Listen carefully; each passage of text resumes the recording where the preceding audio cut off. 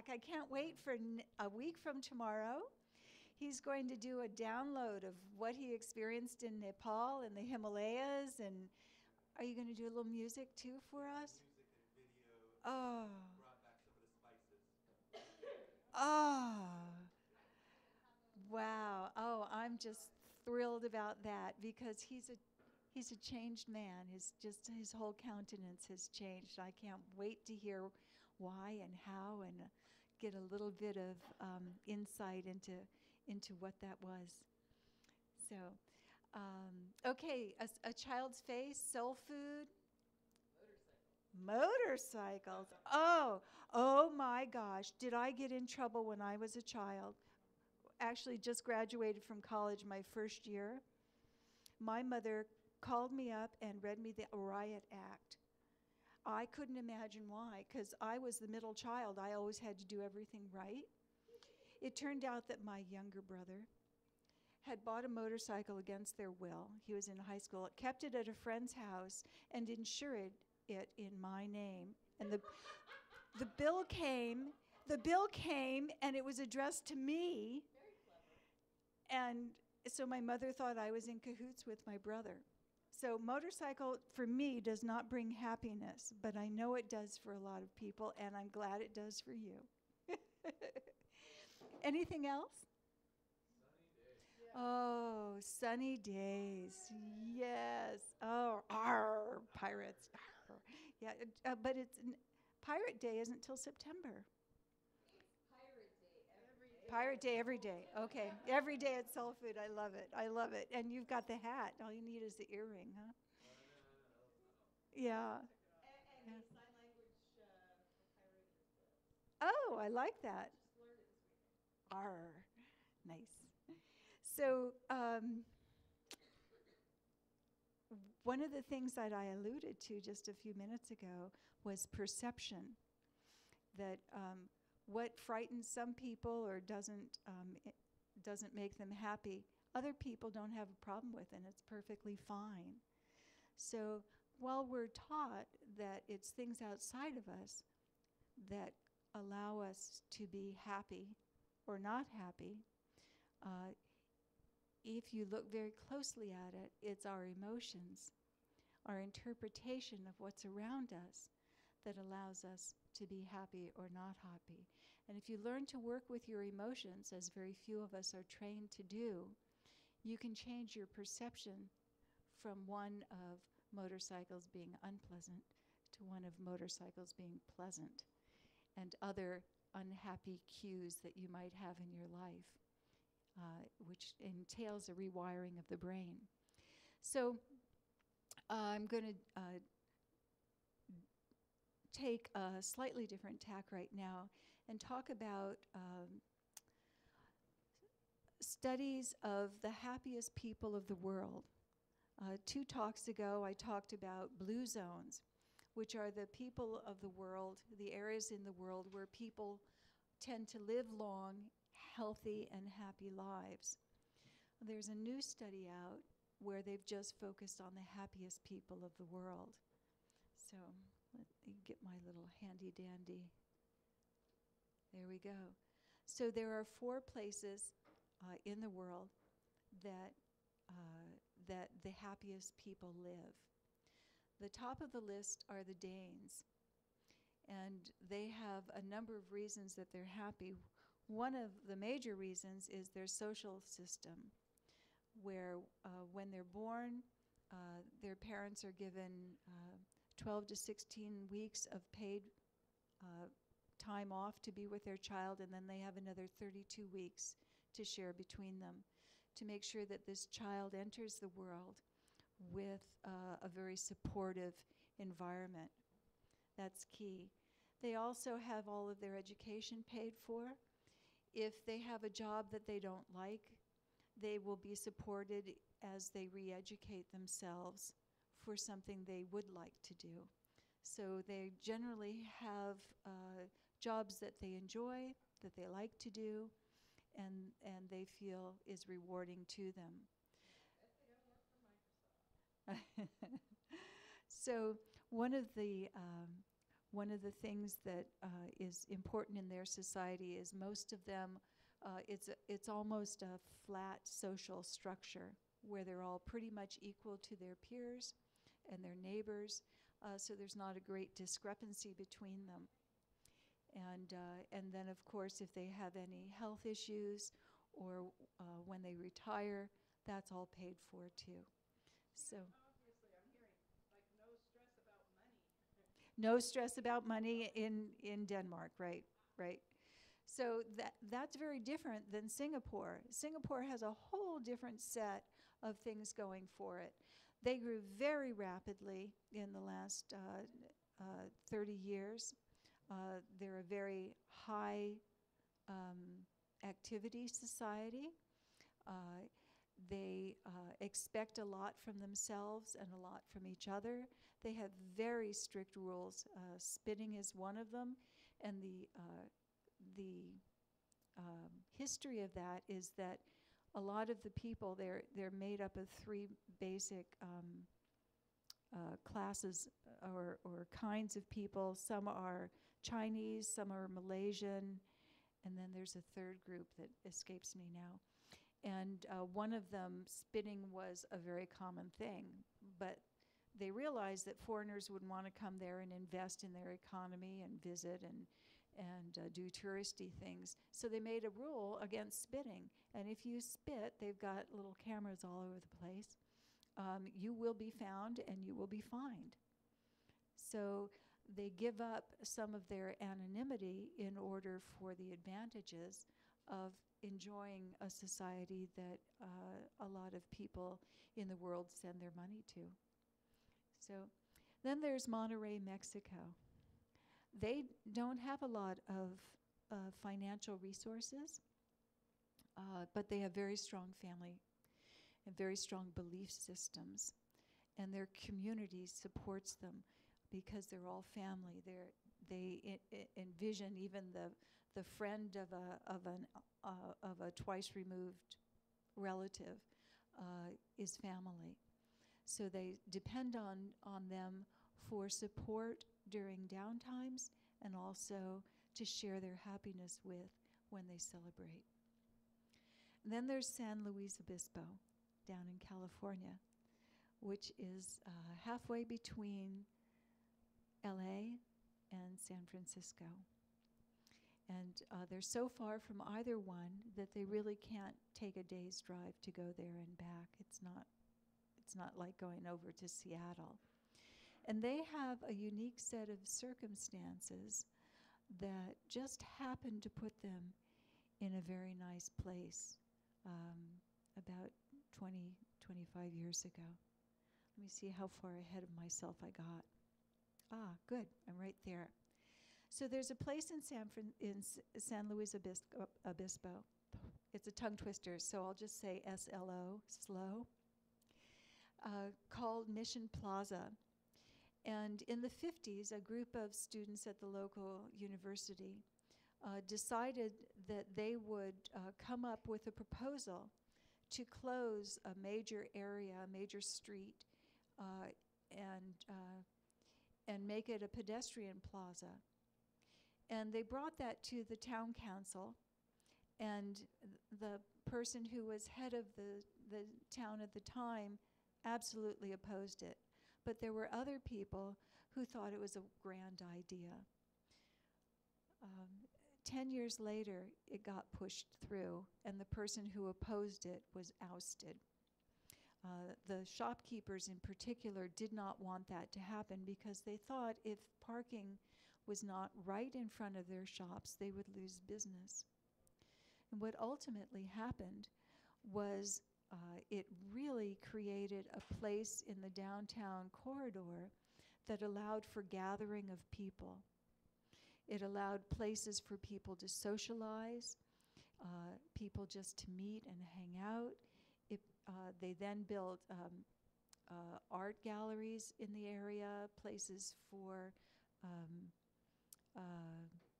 concerts, for large gatherings, and it became a social hub of the city.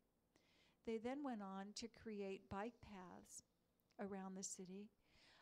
They went and did a campaign, I believe it was in the 80s, that said, "Come up for air," so that you could get out of the smog of LA and San Francisco. And because they had created this car-free center of town, but enhanced the other ways of getting around. For example, buses were free in the middle of town. If you worked in town, you didn't have to pay for your bus in the center of town. There were many bike paths, lots of walking paths. All of these contributed to a high activity and a higher desirability of being in this downtown area. So what first started as a student exercise ended up greatly benefiting this particular town. And the town council, which was now different than the people who had opposed the plaza, started seeing the benefits of having the plaza and capitalizing on that. So where am I going with this?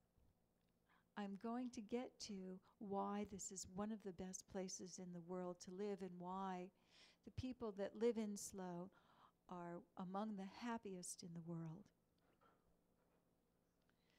So they started focusing, instead of on town businesses, they started focusing on public health. And they started to view public access to recreation areas as being a high priority. And they started soliciting money to purchase vacant land around the city. And at this point in time, maybe 2 or 3 years ago, they had 3,000 acres that surrounded the city as green space, so that it was easily accessible for anyone by biking, walking, as just a place to be in and among nature. And that itself helps to reduce your stress and increase your happiness. More oxygen, that's right. And then they decided to pass, so the citizens are continually supporting this lifestyle that they've created. And one of them is to, in all of the new buildings, they require showers and lockers, so that if you bike or exercise as you're coming to work or going home, you're not prevented from doing that for lack of facilities where you work. They were the first in the world. It seems like it wasn't 20 years ago, but 20 years ago they were the very first place in the world to ban smoking in public places, in bars and restaurants. Since then, they've gone on to ban smoking in other areas. So any outdoor area, you are not allowed to smoke anywhere outdoors. Outside the buildings, you can't do it. They support the arts. They created museums and spaces for the arts, sculptures to be exhibited around town. They added sidewalks, lots of places for people to gather. One of the things that they equilibrated smoking to was they created the same laws that related to toxic chemicals like benzene and asbestos to smoking. So they knew that it was just as bad for your health, so they said, we're going to bite that bullet. And a lot of the rest of the world has followed. They now have one of the lowest smoking rates of anywhere in the country, because it's so difficult to do that. So they've made it difficult to have bad habits and made it easy to have good habits.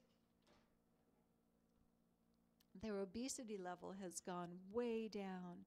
Again, it's one of the lowest in the US, and this is because they have such high access to things that are healthy for their body.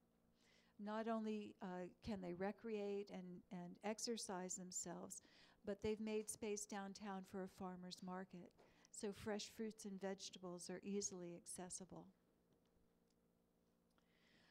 One of the things that increases enjoyability of your life is socializing.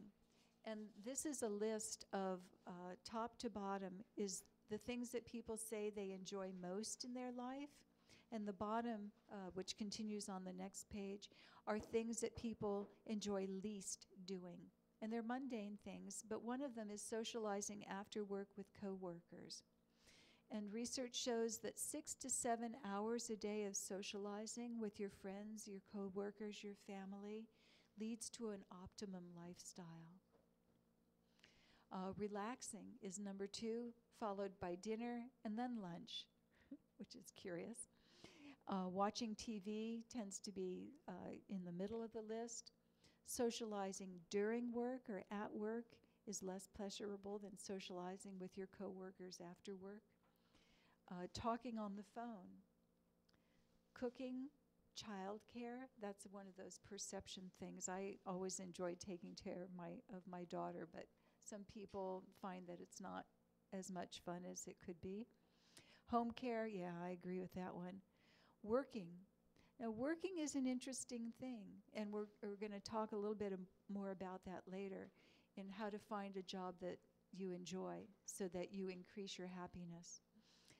Commuting from work and commuting to work is at the very bottom. So most of the people, actually 25%, which is huge, of the people that live in SLO are self-employed, so they don't have to commute, which contributes to why they rank very high in happiness. They're their own boss, they create their own schedule, they have autonomy over their lives. So they've proactively changed themselves to enhance their lives. And they've changed their focus. Initially in the 50s was on business, and now it's very specifically focused on having a satisfying lifestyle. They protect their green spaces. They can only grow 1% a year as an increase in housing. It's less polluted there. It's a more desirable place to live from many angles. Signs is an interesting thing. When we have background noise, it tends to decrease our happiness, both auditorially and visually, background noise. So they realized that when you make one sign, your neighbor wants to make a bigger, better, more noticeable sign.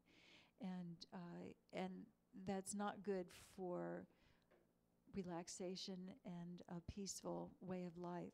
So they've gone to minimum signs. One of the offshoots of that is that people are then not encouraged to buy what they do not need. So they don't have to spend as much money, so that if they're not making as much money, they can afford to live in a beautiful place that's very expensive, but they're not caught up in the upward spiral of keeping up with the neighbors. So I hear. I've never been there, but now I'm curious to go. Has anyone here ever been to some? Yeah. Are these impressions consistent with you've got? Not no. Yeah. Yeah, very expensive. Yeah, yeah. They know it's expensive there. That's why they give up a lot in order to be able to live there. So the ban on fast food was originally to keep cars out of the area, but it helped with keeping people out of the habit of a bad diet, and so they now have healthy citizens and a much lower obesity rate than the average U.S. town.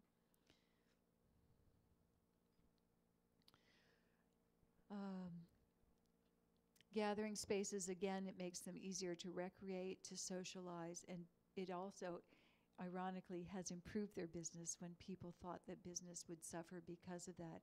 It's made them a destination because it's so beautiful and such a pleasant place to be. We already talked about recruiting donations to keep increasing the amount of green space around them. They're very active in doing that. Over 25% of the population volunteers, so they contribute to something outside of themselves and bigger than themselves. This leads to a happier life. They have lots of trees and art around, availability of the arts in general, film, fine arts. And they're citizens that have a great deal of civic involvement and pride in what they're doing. They feel that they can make a difference in where they live, and they have a voice that is heard. So the other happy cities, which I touched on earlier, one of the things I didn't mention with the Danes is that they have great access to music and art, and they are able to take advantage of that. That contributes to their happiness. The Mexicans, they have a supercharged faith, which helps them deal with adversity, and they have a remarkable capacity to be able to deal with that adversity because of their social support and their faith. In Singapore, there's no crime. You will be caught. That's the mantra in the back of everyone's mind. So they feel safe, and in exchange for that, they've got happiness, even though they have a very strict legal system.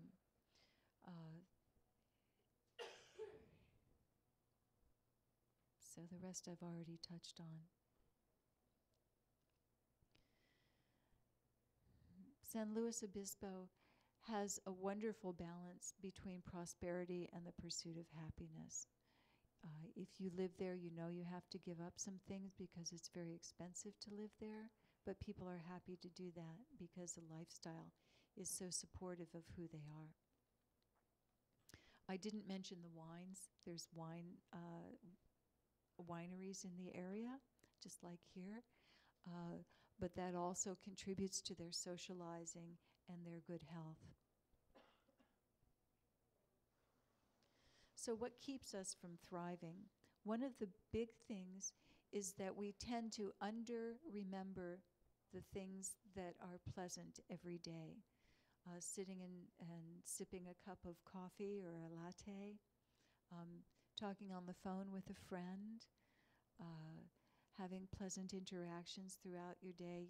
You tend not to remember those, but you do tend to remember the highs and the lows, which outweigh in your mind or in people's minds the things that are pleasant in a day. So very big highs and very big lows can sometimes prevent us from appreciating just having a wonderful sunny day. A contentment, yes, thank you for that, yeah. Also, we have, some of us want to have faster cars or bigger houses, a more fashionable wardrobe, an increase in pay. I'm going to go out of order now, but there's a study that suggests that if you have a $50,000 salary and you live among other people who have a $50,000 a year salary, you are much happier than you would be if you had a $100,000 salary living among people who make $250,000, because it's not in your face every day that you don't have this or you don't have that. That's one of the things that helps keep the Danes in that happiness category. If we minimize our exposure to media, we're much happier, yes. Yeah, yeah. And what have you done to minimize your exposure? Do you read a newspaper? I read the newspaper on Sundays, and I'll tap into the internet, like briefly, to see what the top news stories are. Brief internet, But uh-huh. I don't have You don't watch the news? You don't have a TV? No. Great. Because I decided that I had priorities, and Yes. if you have a television, or it's easy to Yes. So I'd rather make art than Oh. And with little kids. are you happy? Oh, I'm a very happy person. So she's a very happy person who does not have TV, and you'd prefer to do art and projects rather than spend your time watching a blue screen. Right.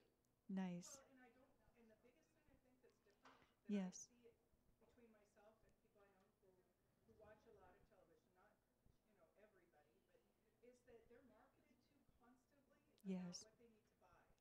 Whereas with me, mostly what I buy are art supplies. And I don't, I mean, it's like I've got, I guess you'd say minimal wardrobe and minimal stuff because it's just not important to me.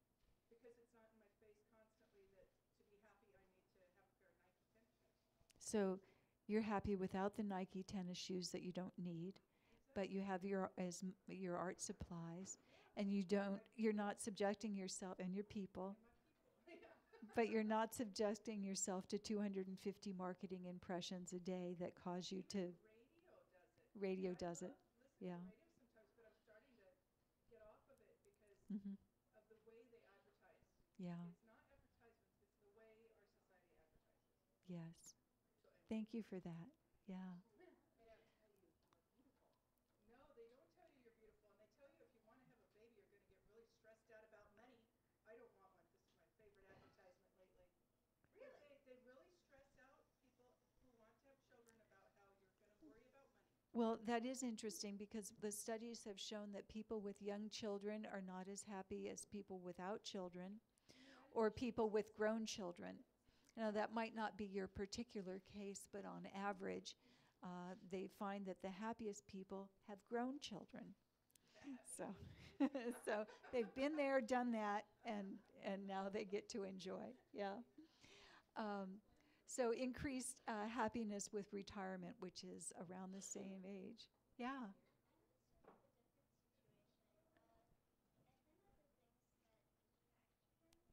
Could you speak up, please?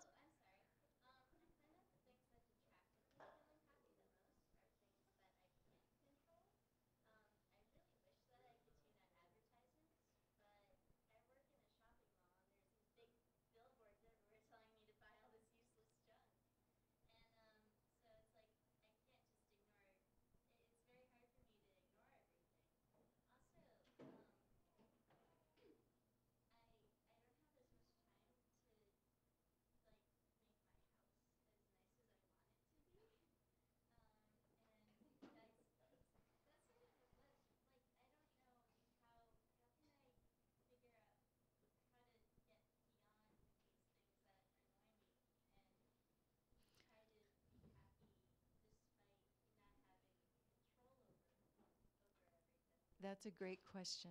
So your question is, you work in a mall. Help me if I'm correct in this.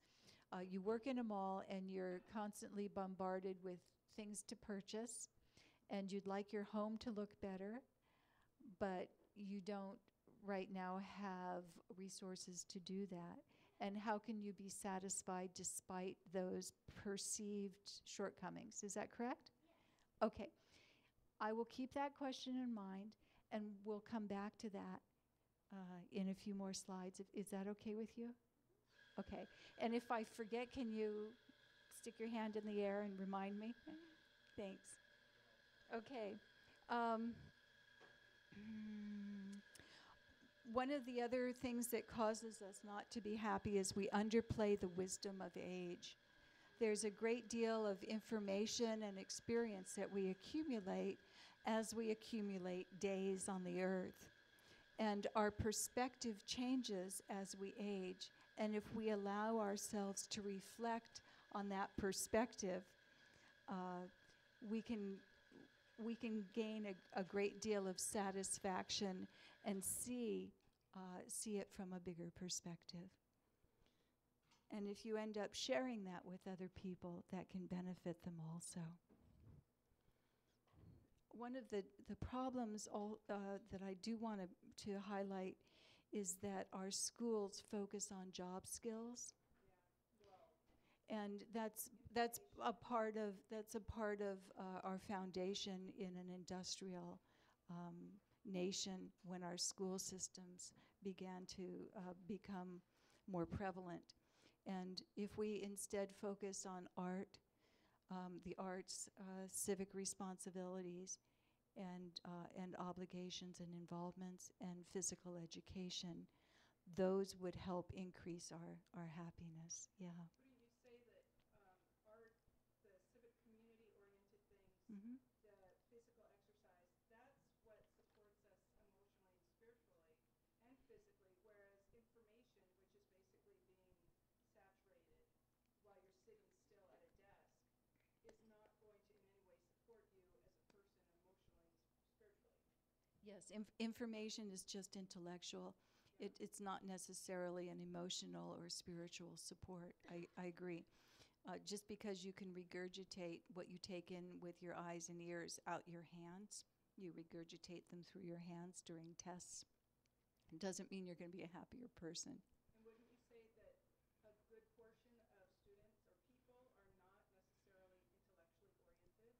So of course they wouldn't feel successful in that environment? Well, yeah, there's a number of different learning styles, and one of the things that I'm hoping to get to, but I'll bring it up now, and I'll just ignore it when it comes up, which is what I've been doing. Is okay. Would you just say what you just said again? About a large proportion of people are not Yes. necessarily intellectually oriented. They're more creative oriented or physically. Yes. They, Some people are not. they don't learn or manifest in an intellectual manner. Right, right. There are people who are gifted intellectually. There are people who are gifted mechanically in the arts. They can move beautifully. Yeah, yeah. One of the drawbacks of our school system is that we don't have a mechanism to bring out each individual's gifts. We go at the rate of the lowest common denominator, or the slowest learner. Well, depending on your school, it could be the highest, and there's no one who's average, and you're somewhere off the center of the scale, usually in different categories, and so having a means to address and nurture everyone's individual talents and gifts is huge. Thank you for bringing that up. It's a little soapbox. Yeah. Over the last few years, increase of our income has gone up by 20%, and the sizes of our houses has doubled since 1950. And on a happiness scale, we are no happier. So that just supports that the more resources we have, past a certain point, I believe it's $60,000 a year in the U.S., people are no happier even if they have a higher income and are able to purchase more things, more stuff. So what encourages happiness? When we have our basic needs covered. If we've got food, shelter, friends, a meaningful job that fulfills our gifts, our interests. It addresses something that's satisfying to us, just the right amount of challenge. Yeah. The ability to work our bodies so that we maintain our health, and to be in some sort of faith-based community. If you don't have a religious faith, then at least have a spiritual connection. And I equate spirituality and religion as different things, which you might not, and that's okay too. You can change your environment to support yourself, either geographically, socially, culturally, and physically. Try and make those changes as necessary. I wanted to, if you need to leave, I wanted to mention to you, if you put your name on my mailing list, you'll get one of those, I don't know where it went. Oh, thank you. I'll mail you one of the ways that you can increase your happiness, which I'm going to go over at the end. Mm-hmm. That's okay. We all have schedules. So to boost your long-term happiness, There are what's called Thrive Centers, and Soul Food Books is one of them. That's right. And these are not distinct suggestions, but they interplay and intertwine with all of the others. Just like the Mission Plaza didn't have just one benefit, but it reached into many areas of the society in San Luis Obispo. So I'm going to get from macro to micro. So we'll start with community. Feel good about your life and how you live out your values. Know what your values are and incorporate them into your life and in what you do in your day and for your livelihood. If you live among people of similar economic level, people who live in a tolerant community that allows for diversification without shaming or diminishing other people, a place where there's community space like Soul Food for people to gather, that they can be encouraged to socialize those 6 to 7 hours a day, and limiting shopping hours. That's high on this list of studies, that when you limit your shopping, people are much more appreciative. Workplace. You must be able to engage your talents and your gifts. I can't put that in the microphone. This is streaming over the internet, but yes, there are some places that encourage this more than others and recognize this. You should not work, here's another one that might hit your button, more than 37 to 40 hours a week. After that, you don't have time for your social life, to recreate, to enjoy the arts, to refresh yourself. And I'm a stress specialist, and I know that studies have come out where the amount of stress that you can withstand increases initially, and you get to a point where it peaks and levels off, and then if there's any more stress, your performance and your body's ability to endure falls off. So there's a yes. So there's a sweet spot in there, but if there's not only adrenal fatigue, but there's a cascading effect that affects your immune system, your digestion system, your neurological systems. Every system of your body is affected by long-term stress.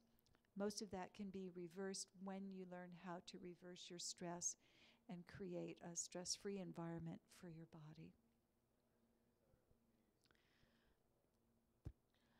One of the key things about choosing your friends is if you choose friends who have similar outlooks on life, friends who will encourage you to exercise with them, eat right with them, to socialize with them, people who make you happy will increase your cheeriness by 9%. That's not an ampersand. And if you're with sad people, your happiness level will go down by 7%. But they didn't go repeating that. I'm sure that if repeatedly you go down 7, you won't be able to bounce back up as readily. So there's a direct correlation between funding for the arts and well-being. So it exercises a different part of your brain viewing art than it does exercising your intellect.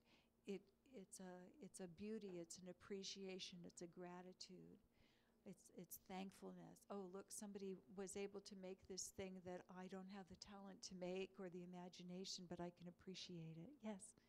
One thing I've noticed, having been an artist, is that when you create art, it affects you in one way, but then people looking at that art, they also get an emotional response from it.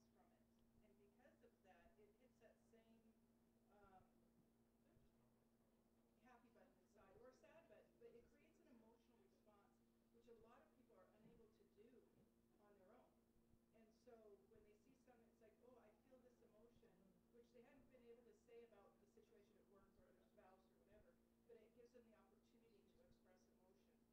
So what you're saying is, as an artist, you exude emotion as you're creating your art. And in turn, once that art is viewed by others, it emotes an emotion in others. I A, would say there's a response to people. a Maybe response. not the piece itself, but when you watch people look at art, you will hear them say repeatedly, wow, that makes me feel Yes. blank. And it Yes. gives them an opportunity to feel something without applying it to a situation. So it gives them So an opportunity to recognize they have emotion. They have emotion every minute, every day, but it gives them permission place to do it. to say, oh, I'm feeling at this point in time this. Yeah. Whereas in other parts of their day, they might not feel comfortable talking about an emotion or a feeling. Exactly. Even though we've got emotion 24 hours a day, 7 days a week, we're emotional beings, we're meant to be emotional beings, It's not a art safe pulls it place. out, right? And so if you make it or look Mm-hmm. at it or listen to it, Yes. it actually allows you that safe place to feel. When you're interacting with art, it's an Whatever form. yeah, nice. Thank you.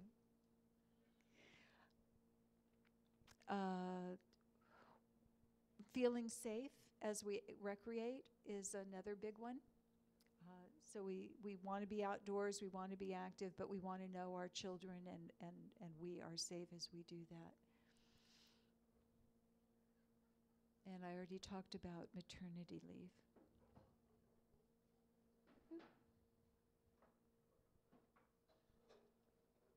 Uh, One of the things that your friends can also help you do is encourage you to be financially and fiscally responsible. If you have friends that don't help you in that, I would suggest that you might want to recruit other friends who could. Nudge your home in areas where it can encourage you to live a healthy lifestyle, like you've given up television. Have a room in your house devoted to meditation, or a big popular thing among the Danes is to have a room in their house where they can read, where they can socially interact, where they can do their crafts, they can do their art. Uh, it's the most well-used, best room of the house, and it's set up to make them happy, to provide an environment where they could do things that make them feel good. And then finally, at the most granular level for yourself, if you have a sense of purpose, or volunteer for something that gives you a way to connect with something larger than yourself, have a capacity for gratitude. Um, Last time I started with a Thanksgiving address, which is just thanking the sun. You know, I am so appreciative that the sun came up this morning. I don't have to do anything. It just comes up. It lights up the earth. I don't have to turn on lights outside. It makes the plants grow and the flowers come out. I am really happy for the sun, and I am equally happy that I have shoes on my feet today. So I didn't have to step on wet cement or walk through the dirt and have my feet get mucky. Sometimes I do choose to do that, but today I didn't, and I'm really happy about that. I'm equally happy that there's a microphone here that can allow me not only to talk to the people in the room, but unseen people who might be watching over the internet. I think that's really miraculous. That is awesome. So there's nothing that I'm looking at now or that I know of in my life that I'm not thankful for.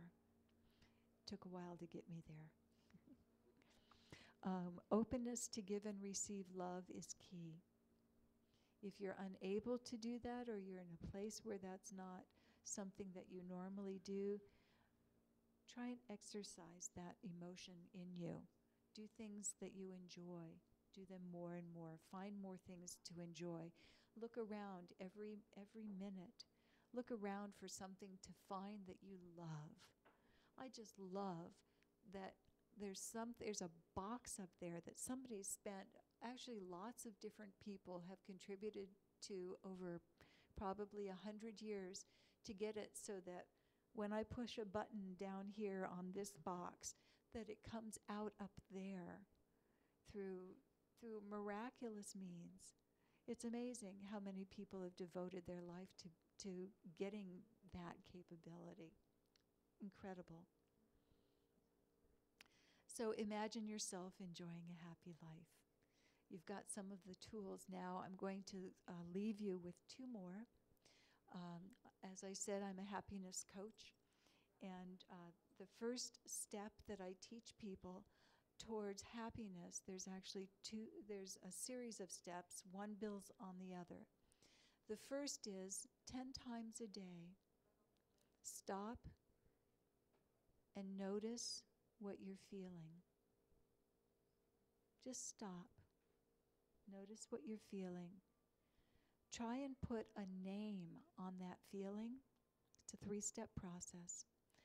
And the third step, if you identify that feeling as being a negative feeling or one that you're not enjoying, allow it to E-A-S-E, ease, out of your body as you focus on your breathing. So just breathe in to the count of 6, out to the count of 6, in to the count of 6, and out to the count of 6.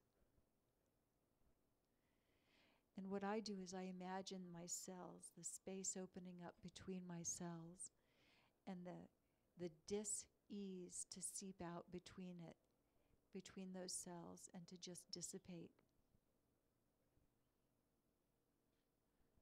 So that's called notice and ease. Just notice what you're feeling, put a name on it, and then allow it to ease out if it's something that is an unpleasant feeling, and it will be replaced by neutral. So the second tool is actually called the power of neutral. So the power of neutral begins similarly. So you take time out, and you breathe slowly and deeply, just in and out. And then you imagine, if you can, just think of your toe, your right toe. Got it? Now think of your left elbow. Put your focus there. Now put it on the center of your chest, over your heart. Got that one? Now imagine your breath going in and out of the center of your chest. Just in and out, along with your breath. In, out. Breathe in. Breathe out. Breathe in. Breathe out. And as you do this, try to disengage from any thoughts that may be less than optimum. And just allow yourself to be. Not for the sake of accomplishing anything, but just for the enjoyment of breathing. You're not looking for any particular thought. You're just enjoying the ability to breathe, to sit on your chair or be wherever you are. Just allow yourself to enjoy being in your body. Cool. So, thank you for coming tonight. I appreciate it very much. Yeah. Yeah. Any questions? Do we handle them as we went along? Okay. I've got some business cards here if you're interested. I have an office that's 2 blocks from here. On Thursdays, I'm at Integrated Health Center. There's lots of wonderful MDs, naturopaths, acupuncture specialists, physical therapists there, and me. And the rest of the time, I have an office in Duval. So I would look. Duval. That's where you're happy. Because I live on a beautiful lake in the mountains. Yeah. Well, is it pretty? We can awesome. Yeah. Thank you for coming. It's my pleasure. What's my personality type? Type H? Happy. Hey, thank you. Type H, I like that.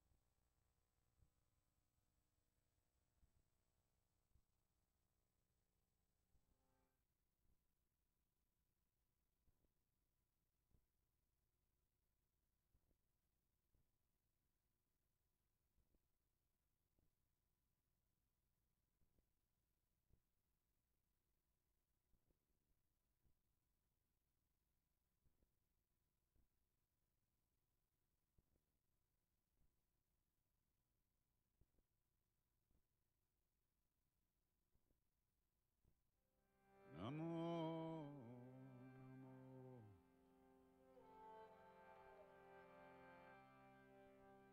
namo,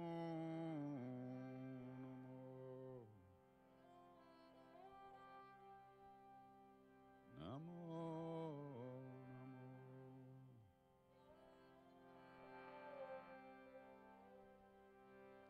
Anjani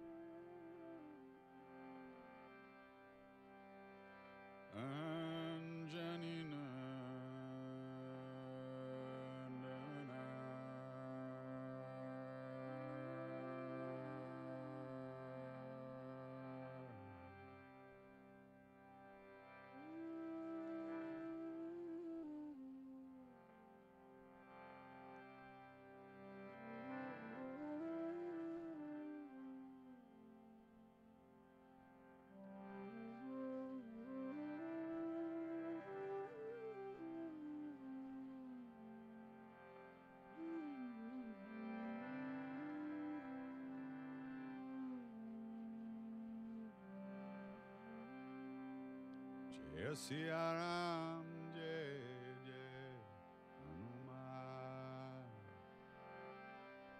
Jai Siya Ram, Jai Jai Hanuman.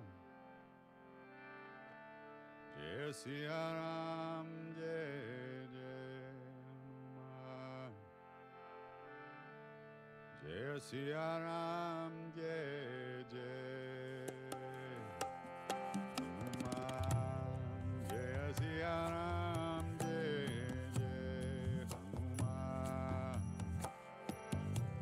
Jai Siya Ram, Jai Jai Hanuman. Jai Siya Ram, Jai Jai Hanuman. Jai Siya Ram, Jai Jai Hanuman. Jai Siya Ram, Jai Jai Hanuman. Jai Siya Ram, Jai Jai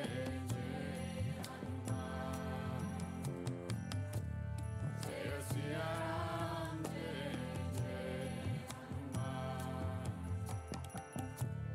Jai Siya Ram, Jai Jai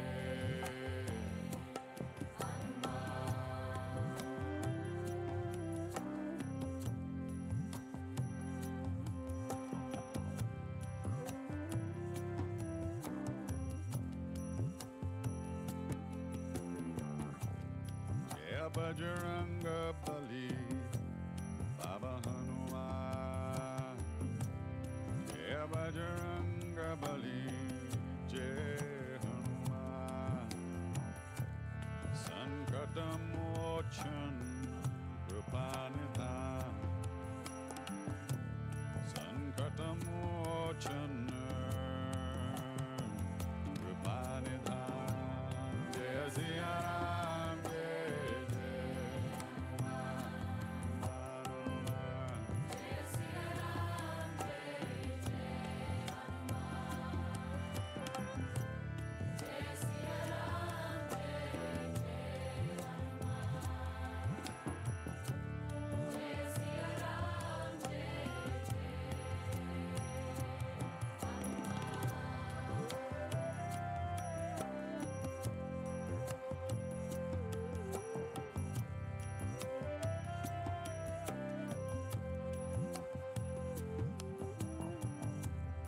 Jai Bajranga Bali, Jai Hanuman.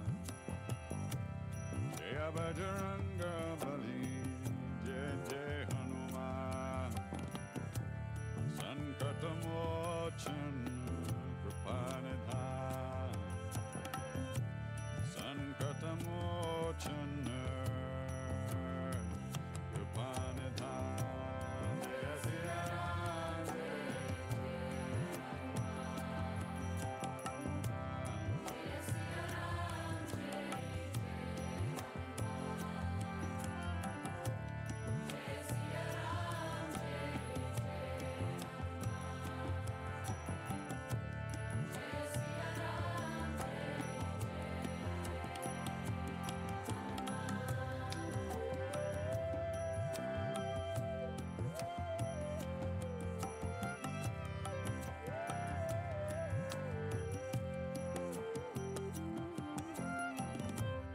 Jai Jai Jai Hanuman Gosai.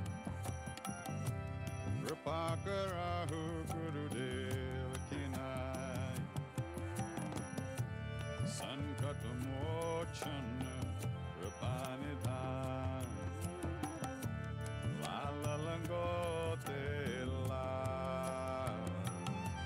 Nishan. Jai Siya Ram, Jai Jai Hanuman. Jai Siya Ram, Jai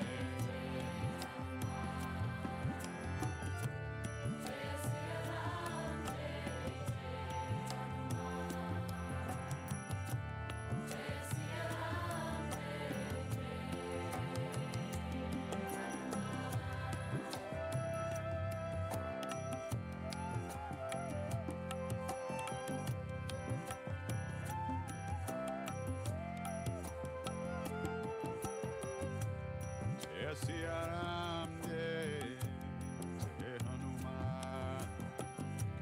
Jai Siya Ram, Jai Jai Hanuman. Jai Siya Ram, Jai Jai Hanuman. Jai Siya Ram, Jai Jai Hanuman. Jai Siya Ram, Jai Siya Ram, Jai Jai Hanuman. Jai Siya Ram, Jai Hanuman. Jai Siya